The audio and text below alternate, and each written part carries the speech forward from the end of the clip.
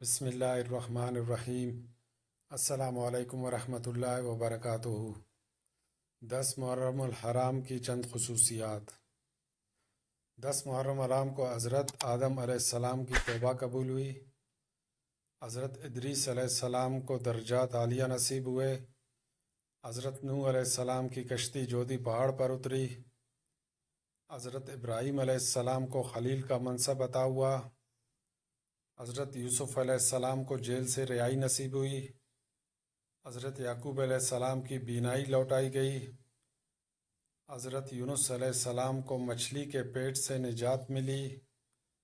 حضرت یونس علیہ السلام کی قوم کی توبہ قبول ہوئی۔ حضرت موسیٰ علیہ السلام کی قوم کو فرعون سے نجات ملی۔ حضرت عیسیٰ علیہ السلام کو زندہ آسمان پر اٹھا لیا گیا۔ حضرت حسین رضی اللہ تعالیٰ عنہ کو شہادت نصیب ہوئی۔ زمانہ جاہلیت میں اہل مکہ خانہ کعبہ پر غلاف چڑھایا کرتے تھے۔